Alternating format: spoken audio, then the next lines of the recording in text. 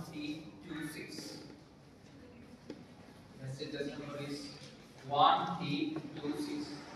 1T26 final call. ಎಲ್ಲರಿಗೂ ನಮಸ್ಕಾರಗಳು. ಪ್ರಕೃತಿ ನಮ್ಮ ಬದುಕಿನ ಭಾಗವಲ್ಲ, ನಾವು ಪ್ರಕೃತಿಯ ಒಂದು ಚಿಕ್ಕ ಭಾಗವಷ್ಟೇ. ನಮ್ಮ ಆಸೆಗಾಗಿ ನಾವು ಪರಿಸರ ಮಾಲಿನ್ಯವನ್ನು ಮಾಡದೆ ನಮ್ಮ ಸುಂದರವಾದ ಪರಿಸರವನ್ನು ರಕ್ಷಿಸೋಣ. ನಿಮ್ಮೆಲ್ಲರಿಗೂ ಗೊತ್ತಿರುವ ಹಾಗೆ ನಮ್ಮ ಸುತ್ತಮುತ್ತಲಿನ ವಾತಾವರಣವನ್ನು ಪರಿಸರ ಎನ್ನುತ್ತೇವೆ. ಪರಿಸರದಲ್ಲಿ ಉಂಟಾಗುವ ಯಾವುದೇ ಅನಪೇಕ್ಷಿತ ಬದಲಾವಣೆಗಳನ್ನು ಪರಿಸರ ಮಾಲಿನ್ಯ ಎನ್ನುವರು.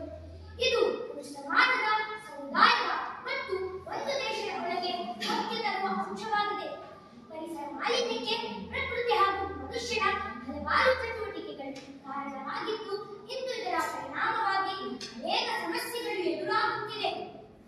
ಇಡೀ ಪ್ರಪಂಚದಲ್ಲಿ ಪರಿಸರ ಮಾಲಿನ್ಯ ಒಂದು ದೊಡ್ಡ ಸಮಸ್ಯೆಯಾಗಿದೆ. ಸಿಲಿಕಾನ್ ಸಿಟಿ ಐಡಿಯಾದಲ್ಲಿ ಪ್ರಸಿದ್ಧವಾದ ಬೆಂಗಳೂರು ನಗರ ಇತ್ತೀಚಿನ ದಿನಗಳಲ್ಲಿ ಪರಿಸರ ಮಾಲಿನ್ಯಕ್ಕೆ ಹೆಸರುವಾಸಿಯಾಗಿದೆ. ಮನೆಗೊಂದು ಮರ, ಊರಿಗೊಂದು ವನ ಎಂಬ ಉಕ್ತಿಗೆ ನಮ್ಮ ಬೆಂಗಳೂರು ವಿರುದ್ಧವಾಗಿದೆ. ಬೆಂಗಳೂರಿನಲ್ಲಿ ಮನೆಗೆ 3 ಬೈಕ್ ಮತ್ತು 1 ಕಾರು ತುಂಬಿಕೊಂಡಿವೆ. ಬೆಂಗಳೂರಿನ ತುಂಬೆಲ್ಲ ಬೈಕ್ ಕಾರುಗಳ ಹಬ್ಬವೇ ಆಗಿದೆ ಎಂದು ಹೇಳಿದರೆ ತಪ್ಪಾಗಲಾರದು. ಹೀಗೆ ಹೆಚ್ಚುತ್ತಿರುವ ವಾಹನಗಳ ಪರಿಣಾಮವಾಗಿ ವಾಯು ಮಾಲಿನ್ಯ ಹೆಚ್ಚಾಗಿದೆ. ಅದರ ಜೊತೆಗೆ ಶಬ್ದ ಮಾಲಿನ್ಯವು ಹೆಚ್ಚುತ್ತಿದೆ. 30 ವರ್ಷಗಳ ಹಿಂದೆ ಬೆಂಗಳೂರನ್ನು ಏರ್ ಕಂಡೀಷನ್ ನಗರ ಎಂದು ಕರೆಯುತ್ತಿದ್ದರು. ಆಹಾ, ಈ ಒಂದು ಪದ ಕೇಳಿದರೆ ಸಾಕು ಕಿವಿಗೆ ಇಂಪನ್ನು ಕೊಡುತ್ತಿದೆ ಅಲ್ಲವೇ? ಹೌದು, ಎಲ್ಲೆಡೆ ಗಿಡಮರಗಳಿಂದ ಕೂಡಿರುವ ಹಚ್ಚ ಹಸಿರಿನ ವಾತಾವರಣ, ಶುದ್ಧ ಗಾಳಿ, ಮಾಲಿನ್ಯ ಕಡಿಮೆ.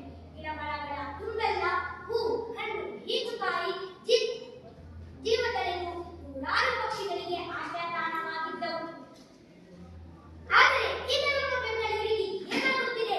ಬೆಂಗಳೂರಿನ ತುಂಬೆಲ್ಲ ಕಾರ್ಖಾನೆಗಳು ತುಂಬಿಕೊಂಡಿವೆ. ಅದರಿಂದ ಬರುವ ವಿಷಕಾರಿ ಅನಿಲ ಗಾಳಿಯಲ್ಲಿ ಸೇರಿಕೊಂಡು ಜನರ ಆರೋಗ್ಯದ ಮೇಲೆ ದುಷ್ಪರಿಣಾಮ ಬೀರುತ್ತಿದೆ. ಇಷ್ಟೇ ಅಲ್ಲದೆ ಬೆಂಗಳೂರಿನಲ್ಲಿ ಪ್ಲಾಸ್ಟಿಕ್ ಬಳಕೆಯೂ ಹೆಚ್ಚಾಗಿದೆ.